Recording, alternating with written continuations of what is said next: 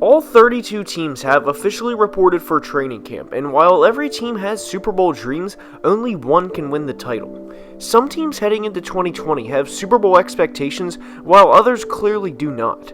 And some teams, though, are in between, and those teams could either wind up 5-11 or 6-10 and completely miss the playoffs, or they could end up 10-6, win a playoff game, and advance to the divisional round.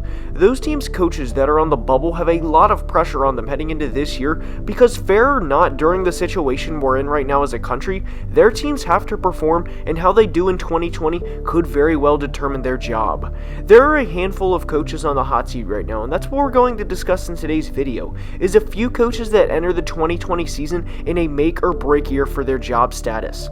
Now before we get started, make sure to like the video and subscribe to the channel, as all support is very much appreciated. Now let's begin. And we start today's video in Detroit to discuss Matt Patricia of the Lions. In Patricia's first 2 years as the head coach, the Lions have had a combined 9 wins. That's not good no matter how you slice it, as the division rival Packers had 13 in 2019 alone, and the Vikings had 10 in their own rights. He has more than double the losses as wins so far, and he, without a doubt, enters the 2020 season on the hot seat. They went 3-4-1 to start last year before Matt Stafford went down, and after he did, they were done, as they finished the season 0-8 with David Blau as their starter, and he did about as well as the record suggests. What makes the task to win in the NFC North especially difficult is they have the Bears defense to deal with twice a year, Aaron Rodgers and the rejuvenated Packers defense to deal with twice a year, and Mike Zimmer's vaunted defense to deal with twice a year. Most divisions have a game where they can circle a win, or even multiple wins, but Detroit simply doesn't have that in the NFC North, as in Patricia's time there, they have went just 2-4, with one of those wins coming against Deshaun Kaiser. Anyways, the Lions can't afford to go 3-12-1 again if they have any interest in keeping Patricia's job, as that would give him a record of 12-34-2 through 3 years, and at that point I do think he would be fired. He is a former Patriots coach, and anytime a former Patriot or descendant of Bill Belichick gets hired elsewhere, they usually have incredibly high expectations on them, and whether that's fair or not is a different discussion, but 9 wins in 2 years is unacceptable for anyone. The Lions had just 3 wins at the halfway point last year, and I think it's fair to say they wouldn't have made the playoffs even if Stafford didn't get hurt, but I do think Patricia's record would look more respectable too. The best thing that can be said about 2019 for the Lions is they ended up getting a great corner prospect at 3rd overall in Jeff Okudah, and he should make a difference in year 1. The Lions have had coaches come and go for decades, and Matt Patricia could very well be the next one. He is on the hot seat entering 2020. And next is Adam Gase of the Jets. Although the Jets did recently trade Jamal Adams, Jamal had expressed how much he wanted out of New York for quite some time, and that had a lot, though not only to do, with Adam Gase. And I know a question that may have formulated in your head as I started this part, like, does Gase get a free pass for this season because of Jamal and because of CJ Mosley opting out?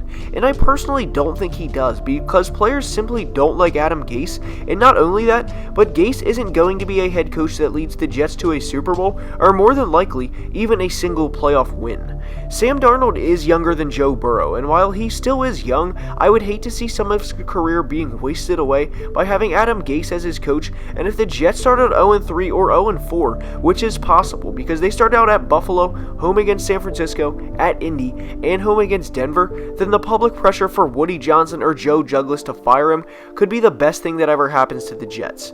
Gase has one 10-win season in 4 years as a head coach, and it came in 2016 with the Dolphins, and what I think is concerning for Gase's status as a head coach is he coached Ryan Tannehill. When Tannehill left Gase, he was starting in the AFC Championship game. While I don't think Darnold could lead the Jets to the AFC Championship game in 2021, who knows how high his ceiling could reach with Adam Gase out the door.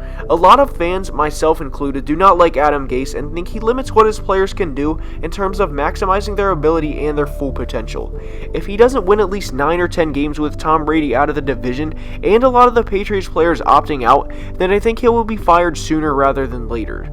The secondaries are very tough in the AFC East, and that's something Gase would have to game plan around, but at the end of the day, this is football and nothing comes easy. Adam Gase, as far as I am concerned, enters the 2020 season with his seat very warm, and he will need to win early and often this year.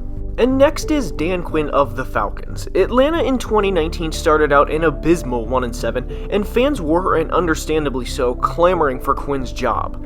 However, he did keep the job and finished the season 6-2, with impressive wins over New Orleans and San Francisco, both on the road.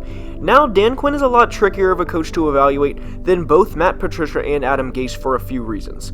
Quinn has had success throughout his tenure in Atlanta and should be a Super Bowl champion winning head coach. As we know now, he was not, and you could say the rest is history.